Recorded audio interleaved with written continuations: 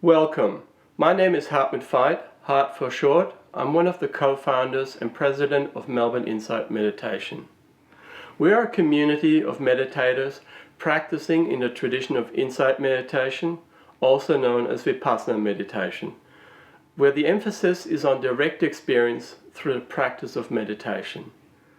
This practice is based on the early Theravadan Buddhist meditation techniques and some of the oldest surviving Buddhist texts, the Satipatthana Sutta, the Discourse on the Foundations of Mindfulness.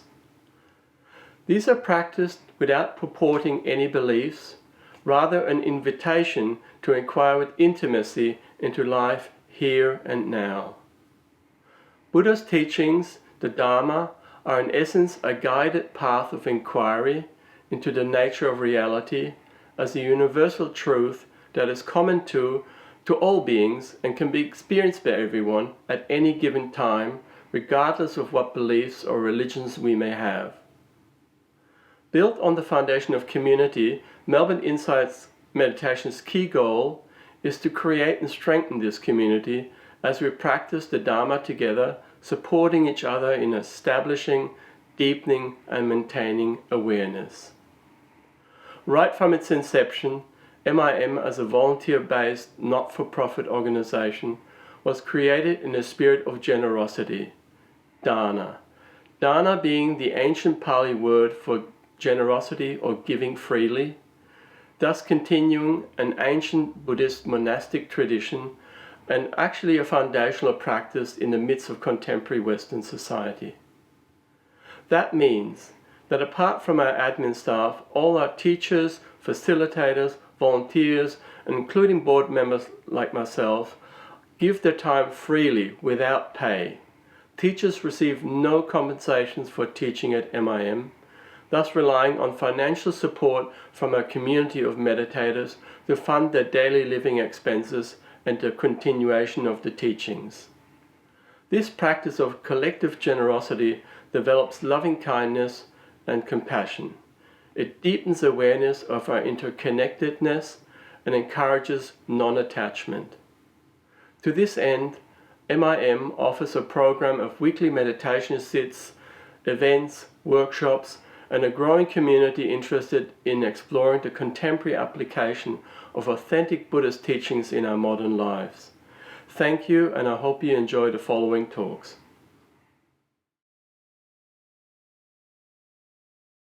I've been sort of reflecting on the sort of essence of this contemporary, we'd say, Buddhist tradition. And yeah, I've been sort of musing on this, and I was really thinking that what it really is, it's reflective of this conversation of the East and West. And all of those people, men and women, who sort of in the 60s, 70s kind of dropped out of universities, the time of the Vietnam War, and really burning questions around what is it to live a meaningful life? What is it to really mature as a human being in heart and mind? And went on this hippie trail, and went to India and went to Thailand, went to Burma, and started diving into these Buddhist teachings.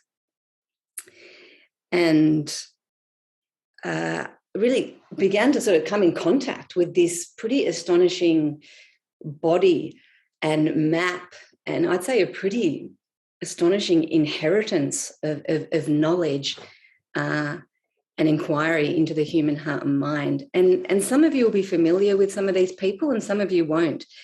But probably many of you have heard of, Jack Cornfield and Tara Brach, Sharon Salzberg. They're more the American crew who came back and then really integrated this knowledge, this insight, this inquiry into psychotherapy, into psychology, and have really had, significant contributions, I think, into sort of modern culture and health and wellness, and just into the mind.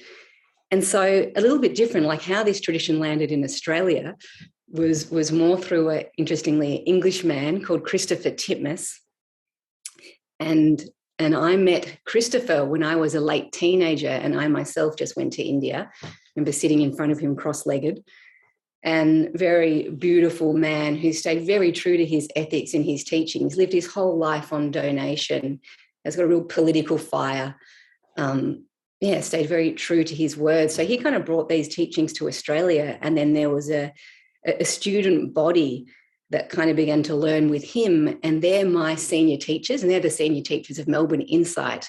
And maybe some of you would have known the Buddhist scholar, we're sometimes called pundit in the Buddhist language, Patrick Kearney, real brightness in his eye, very cheeky man, but very deep knowledge. And also Carol Perry, who was a pretty very feisty woman, an activist, did a lot of mediation in war zones, also a psychotherapist. So these sort of teachers, these people really haven't withdrawn from life, but are really deeply engaged and bringing this inquiry really into the relational sort of realm. So I think that's pretty cool. So I think, we're in a good tradition here. Yeah. And so I think we've all of us really, knowingly or unknowingly, are part of this conversation between the East and the West. I mean, we see this image of the Buddha kind of everywhere. We can see the Buddha in nurseries. We can see the Buddha just in posters on the street. It sort of had some impact, I remember going into a nightclub in New York and seeing an image of the Buddha, radiating from the side. And we've also been hearing this word mindfulness, which has really become a buzzword in wellness circles. So I find this really interesting.